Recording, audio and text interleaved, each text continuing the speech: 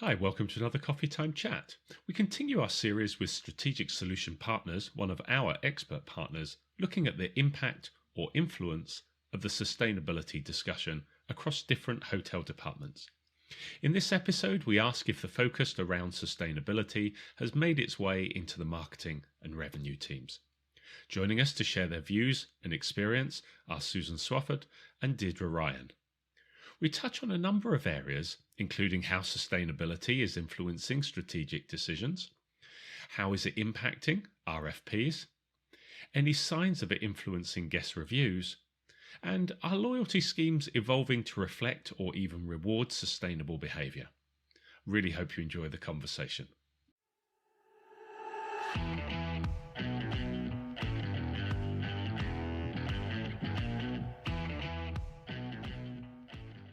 Hey, welcome to you both, and thanks for joining us today in this second video we're doing in our series with Strategic Solution Partners looking at sustainability in the hotel industry.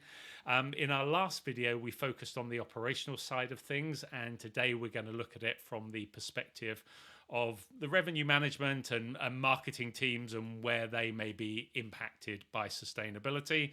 But before we get going, probably going to help our viewers and the listeners on our podcast to know a bit more about each of you.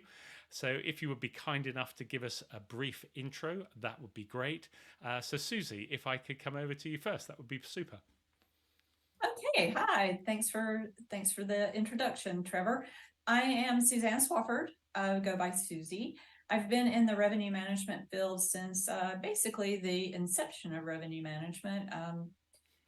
I have been working in this job and role and various roles since the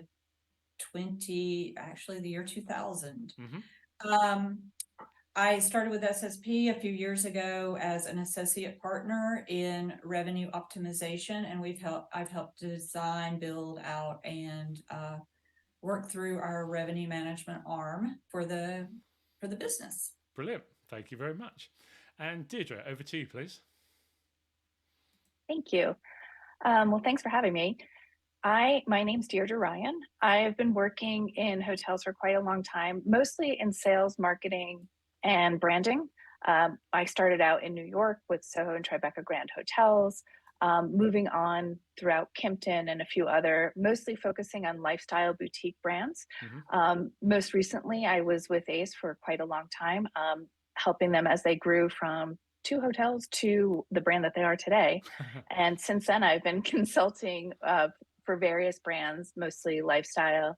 And Jacqueline and Bill asked me to join SSP as one of their industry experts in marketing and branding and sales.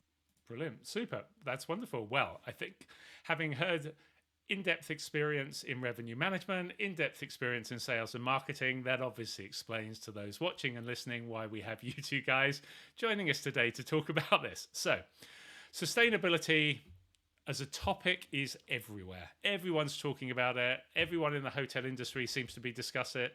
You can't look on any journal, blog, feed and not see it come up in some way, shape or form. But first question I have for you guys is sustainability really an issue for operations, maintenance, F&B, that side of the business? Or is it something for the revenue management, marketing teams, commercial side of the business to be engaged with? Are they engaged with? I'm going to open it right up. So let's start off. What are you seeing at the moment from your side? Susie, as you introduce yourself first, let's come to you first. What are you seeing? So what I am seeing is that sustainability does have an impact on sales and revenue management and marketing in a very broad scope. So operationally, the hotels and the industry has started working on sustainability practices. You know, the bigger brands already have their goals for net zero or whatever those particular goals are, and most of them are by 2030. And the hotels are all being held to those standards within those brands.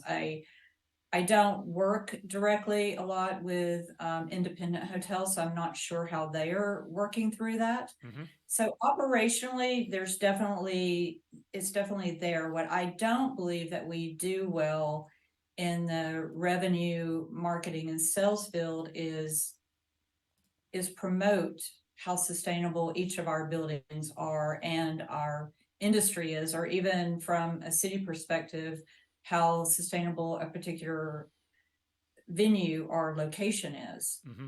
Mm-hmm. And Deirdre, from your perspective, picking up on that marketing, making people aware, what are you seeing? That broad question: is it operational, F&B maintenance, or are you seeing an impact on revenue and marketing sales teams as well? Well, it's certainly becoming much more prevalent in the conversation as we get into RFP season. It is now part of the RFP process for most major corporations. I think as an independent, it might be a little bit different from a brand because there is no overarching brand driving it Mm-hmm. as you're independent. So, and it's a lot of independent owners. So I think it's a little bit different. It's operational, but it's also as much marketing. So I think they go hand in hand. So let me just pick up on some finer points then, because I'm kind of getting the sense from you guys that the topic of sustainability is being picked up by the hotel industry, by the hotels, is probably driving something from an operational side, but there's probably a bit of a lag. So, are we, I've heard the phrase green premium. So from a revenue management point of view, are we kind of pricing our hotel differently because we have our sustainability credentials? Deirdre, you mentioned the RFP, so let's maybe dig a little bit deeper into some of this. So let's pick up on let's start with just from a pricing and positioning point of view, because that way I can talk to both of you can input. So Susie, again to you, was I right in sensing that from what you were implying that it's kind of there, the conversation, but there's a bit of a lag? You're not involved in maybe seeing or having revenue management discussions where they're talking about pricing directly linked to hotel sustainability.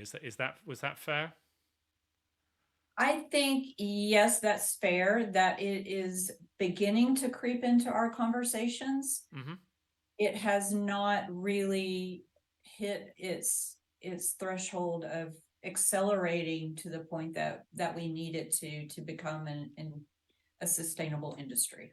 And is that something that, I mean, is it naturally going to happen? Is it, why do you think it's not? Why do you think it's being spoken about but not actually being done? Because I would guess most people, if they can see an uplift in revenue, they're gonna jump all over it. I mean, we know how revenue managers can be when there's a holiday or something. They'll find a way of putting the price up if they can. Well, that's what we get That's paid what you're there for. for. Yeah, exactly. So, to be honest with you, I'm not sure that I see, and I'm probably not going to be popular here when I say this. I don't know how we can charge a premium for being green when it's expected Mm-hmm. by the world at this point in time. Yeah. I do think that the hotels that achieve their green standards quicker are going to be those that are more efficient, better maintained, better taken care of, with just a better personality, which will drive those higher rates. Mm-hmm. And being green will be a part of that, but I don't imagine that we'll see a time where we can say we're 100% sustainable, pay us 20% more than you're paying to the non-sustainable hotel. Although I know in the background that the buyers are making decisions based on that. I just don't see us really being able to capitalize on that just yet. That's interesting. Deirdre, I'd like to get your thought on that as well. Would it, because I think there's a point where people feel becoming more sustainable is something we obviously need to do, but there's a moral and ethical element to that as well. So Right. If we're morally and ethically saying we're going to do that, but then on the flip side, we're putting our pricing up and using it as a USP, that seems to then become a bit of a contradiction as to the and I guess that would lend itself a little bit into the marketing side of things as well, and how people talk about greenwashing and trying to make yourself look better than you are. First, before we get on to the greenwashing bit, Deirdre, your kind of view on whether you're seeing it coming through in your commercial discussions. In are we seeing pricing being used? How do you think that would stack up as a moral and ethical route to take? I actually completely agree with I agree with Susie. So if we'll be wildly unpopular together. I think I think it's contradictory to charge a fee to guests for sustaining the planet. Mm-hmm. They're coming and they're patronizing the business. I think that's certainly enough contribution for many. I certainly believe that. I also think, we're also asking participation often in our green standards, whether it's not washing your towels or not changing your sheets or using it. So we are actually asking the guests to participate in that. And we can get into the greenwashing conversation later. But I think if you're asking for guest participation and then charging a fee, it just seems unhospitable. Yeah. Susie, your take on that? I 100% concur with that. I do think we have like the skip housekeeping services and linen changes. We've been doing that for years, and that is a green initiative, but I don't know that I go back to the marketing. I don't believe as an industry we are promoting ourselves enough on what we do and giving the customers the information they need to make that choice. So if I have hotel A, B, and C to select from, and I know that A brand is really green focused and B brand is sort of and C brand isn't, then I'm going to make the buying decision for A brand. And maybe A brand can drive a little bit more ADR based on that. But I don't believe that our customers are quite there yet. I think maybe starting with Gen Z and after that, yes, but a lot of the older business travelers are not as in tune. And as long as the hotels are not letting us know as travelers who's green and who isn't, then there's no choice to make, really. You have to just make assumptions. Deirdre, from a marketing perspective, picking up on that point of what conversations are going on in the marketing teams, why maybe is there a disconnect? Are there other ways that we can be marketing our hotel sustainably, through our distribution and digital marketing efforts? Do you want to just pick up on that, as that's your kind of area of expertise? Yes. I think most of the projects that I work with are often refurbished buildings or independents. So that does make turning yourself green a little bit trickier. So we can easily be accused of greenwashing. So we're taking small initiatives, reduction or elimination of plastic, the housekeeping frequency, water stations. So we are doing small initiatives, but when you look at larger brands like Ted Turner Reserves or somebody like that, they're really doing green initiatives. So it's a little awkward to market yourself when there's somebody in the space doing it so much more accurately than you are.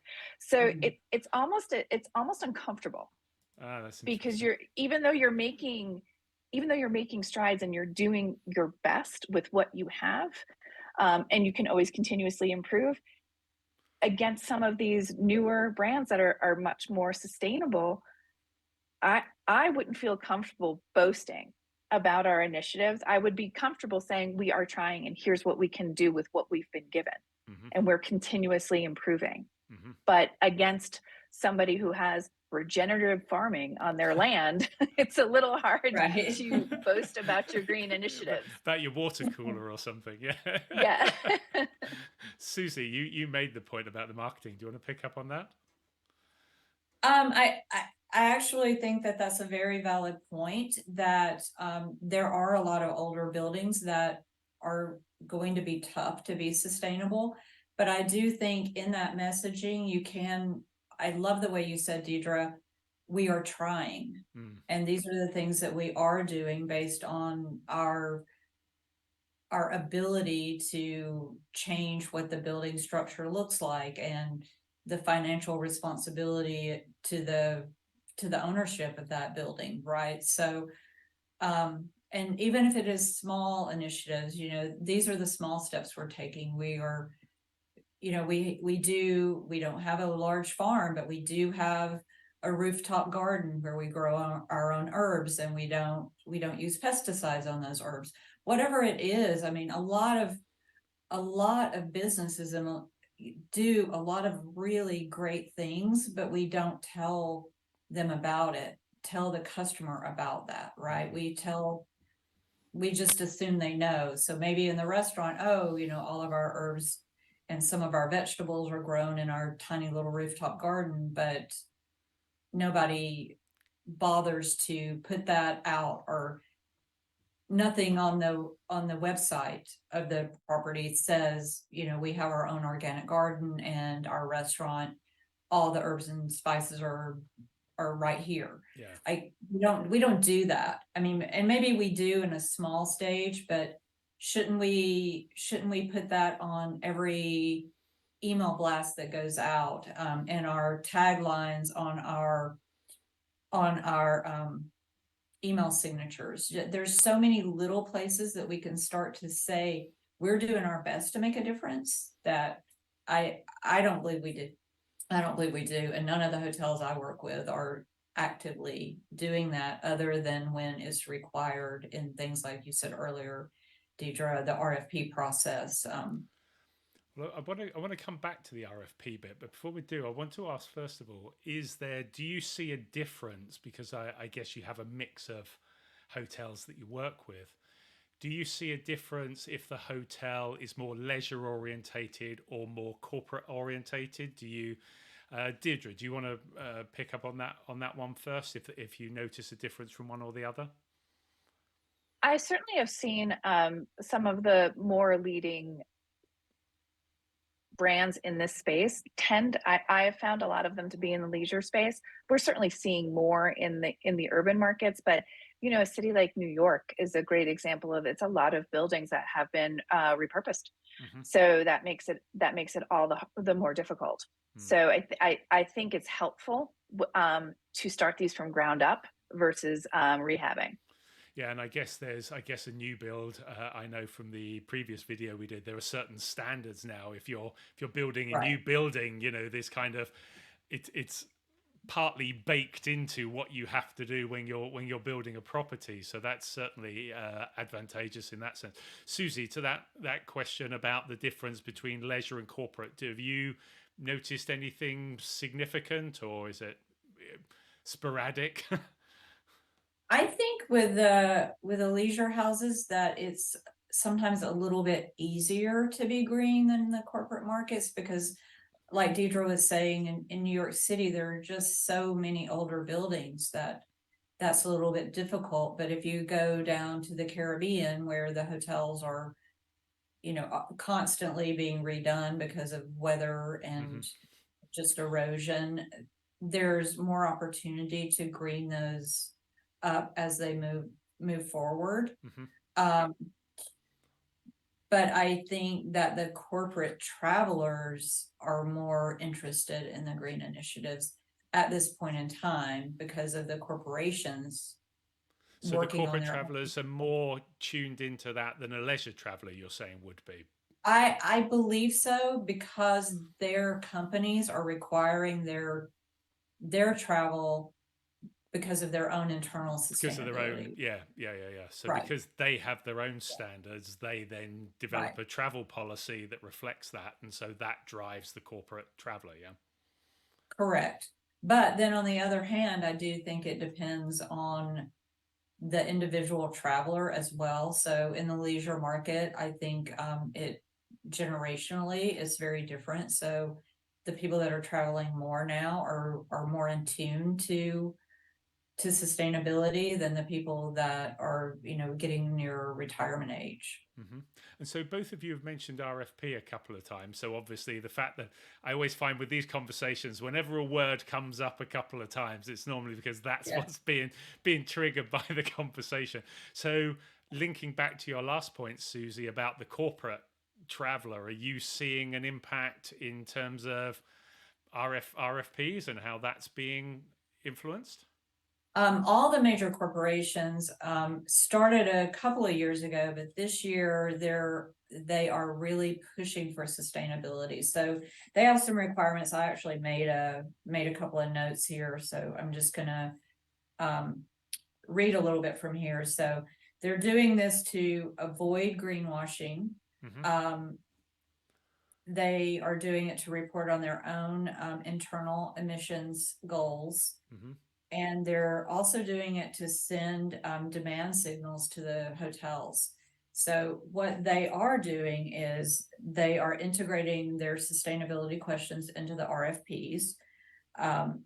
They are making their selections based on the sustainable hotels. Now there are going to be, outliers to that, Sure. right? So, but if you have, a Marriott, a Hilton, and a Hyatt on one corner of on a city block, and one of them is more green than the other one, then that corporation is going to push more of their guests to go to that to the more green hotel. But at the end of the day, it really depends on the individual traveler, because they're going to have more than one selection. Sure. And they are beginning to add clauses to contracts. Right. So, no bottled water, no bottles of water in the hotel, everything, refillable stations. Wow. That's starting to hit contracts. I don't think it's to the point that it will just be a standard yet, but I believe it'll get there. And did I understand, did I remember correctly with in one of the earlier answers, you said you don't deal a lot with independent properties, so you're dealing more with managed properties, are you? I'm dealing more with branded hotels. Okay, yeah. Interesting. So franchise and managed, yes. Got you. So Deirdre, from your perspective, because I think you said you're dealing more with independent properties, was that correct? So interested to get a different perspective, because there seemed like a lot is being driven from the corporate to the branded. What are you seeing from the independent side from an RFP? Are they having the same demands placed on them? They certainly are, but from what I've seen, it's not, and many of the projects that I work with are quintessential greenwashing, even though I do think it is working with what you have. I don't necessarily think it's intended to be greenwashing, which is, I think there's more of a fear of being accused of greenwashing when you're marketing than being accused of like, oh, we're trying. But so I think Susie made a great point about how to re-message that. But I work mostly with independent and lifestyle. So there is something about, I think, lifestyle that some of these hotels are still getting into, are not necessarily very challenged with getting into the programs because they have very happy travelers and they're getting requested from the travelers. So I think it can be a little bit different. However, to Susie's point, they are making stronger efforts this year on the corporate side to demand. So it'll be interesting to see what the 2024 RFP season brings for these independent hotels, and if it actually does have an impact. But I think to date it hasn't really had much of one. But these are, again, very specific branded lifestyle hotels. Understand. Right. Okay. A couple of quick questions, just slightly different angles, because I'm conscious of your time here, so I don't want to take you too much over. Guest reviews and its impact on, from a marketing point of view, and from our, if not being able to increase our price, at least holding our price. Are you seeing anything coming through? Are you hearing any conversations are we seeing anything where reviews around the sustainability efforts, pros and cons of hotels and guests, is this being discussed at all, and how to react, how to respond? Are you seeing, and then maybe a simple nope, not seeing it at all, or yeah, I'm seeing some bits. I'm just wondering whether that's filtering its way through, whether guests are still just focusing on their experience and not focusing on the sustainability piece. Either one of you, Susie, you jump in on this one if you've got. Well, I was hoping you were going to pick Deirdre. I think we've got your answer. Then I'll go to Deirdre. As far as guest reviews, I have to say I haven't seen a lot. There are, the ones kind of speckled into the review matrix of, why aren't there recycle bins in the rooms, Mm-hmm. or, when are you going to get away from water bottles? But as the majority, it's guest issues, condition of the property is always a big one, or, service either great or not great tends to still be the guest review. I'm with you. Deirdre? I agree. I've been looking with one of the clients that I'm working with. I actually do respond to their reviews, and I actually help them with their response. And I have not seen a lot of complaints about green initiatives. If anything, complaints about not having housekeeping daily is one that I do see. So it's kind of the irony on that one. But I haven't seen much in the way of that in terms of complaints. No. Okay, interesting. So again, back to this where we started off at the beginning, there possibly being a bit of a lag in terms of people taking it on, what they're looking at, what the issue is, and how that may be driving marketing, pricing. There could be that delay factor there, because if it's not coming through in reviews, and we're still talking about the hotel operations or the level of service, or as you say, the housekeeping, it obviously doesn't seem to be high on their agenda if they're going to be moaning about something. Final thing then, and again, a little bit out of left field, there's been a lot of articles been reading over the last couple of weeks. It seems to be this big push around loyalty and loyalty programs, and value of loyalty programs seems to be a hot topic that's raised its head again. Just interested in your thoughts. I don't know how much experience you have with the properties that you work with around loyalty schemes. Maybe slightly different with you, Deirdre, if you're independent as compared to you, Susie, working with brands. But I'm wondering if you've seen anything anecdotal or picked up on anything, because I would think there may be ways to tie in, if we're looking to change behavior, that within our loyalty members, maybe tying in our sustainability issues. And back to your point, Deirdre, about asking our guests to be part of this program. Maybe there's a way a loyalty program could be reflecting someone who is helping them to be more sustainable. Just general, I'll come to you first, Deirdre, on that, as you're independent. So I don't know how many loyalty schemes operate within the independent space, if many at all. So just if you haven't got any anecdotal, just what your general thoughts, comments might be around it. Very little in the way of loyalty. I mean, we've done numerous studies as small brands and independents, and really what our guests always seem to, and I'm talking about a very specific guest, they always just seem to want free nights. Right. It just really comes to, I want free nights. So I don't think that there's any space in there. So there's really not. I mean, there's potential, but to compete with, a Hilton or a Marriott, that the investment from a independent side to have an airline relationship and to have like that many hotels, it's just very impactful. And it's just more challenging, really. Yeah. So no, we the loyalty program is really not a big part of the conversation. Recognition is, but to call it a loyalty program, I think would be a little bit of a misnomer. Yeah. But certainly guest recognition and gifts.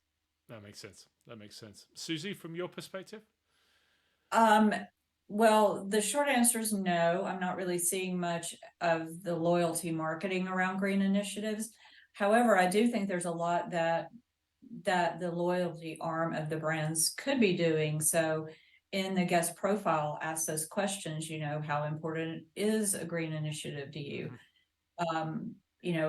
Maybe donate some of your points to a green initiative, maybe it's, or in your profile, would you like to skip housekeeping service? Would you like housekeeping service every third day? Instead of asking at the point of reservation or at the point of check-in. I evaluate how green your customer base is, and then you can actually market to them a little bit better. And I don't believe we're there as an industry, but it's an interesting thought of how to get there even faster. That's interesting. And I think what was apparent in the first video is that when I kind of compare these two discussions, I think because the last one was operational, that seems to be much more in the forefront of mind. The hotels are driving that, and if it's the brands have been driving it, and then the independent properties have to respond because they seem to have to be moving as an industry. But I think what I've picked up from you guys today is that there's capacity and there's scope, and revenue and marketing, it will come into the conversation a lot more over time, but it's certainly not there at the moment. And I guess if our guests aren't driving it by choices that they're making necessarily, and by the reviews they're leaving, if their general attitude to it is, yes, we need to be something, but it's not fundamentally shifting decisions that I'm making, then I guess in a way that will influence how revenue teams or marketing teams respond back to your point about loyalty. How green is our guest? How interested is our guest in green initiatives? And how does that drive what we do commercially? So it seems to make sense. Very interesting. Very interesting. Be a kind of a watch this space, I think, around this piece. Right. But thank you. It'll be fun to see how we grow from here. Absolutely. We'll have to get you guys back in a year or so's time and then see, right, has it finally arrived? I would love to do that. Maybe two. Maybe two. Yeah, exactly. That's brilliant. Thank you so much for your time. I really appreciate it. Great to have you on. You take care. Thank you, Trevor. Thank you. Well, I hope that conversation was of interest, and thanks again to Suzanne and Deirdre for joining us. If you have any thoughts or views on this conversation, please feel free to comment below. And if you like the discussion, please don't forget a thumbs up. And if you're interested in more of our videos, here is a link to our Expert Insights playlist. And here is the link to our Coffee Time Chat playlist. And here is the button if you'd like to subscribe so you don't miss out on future videos. Thanks again for watching.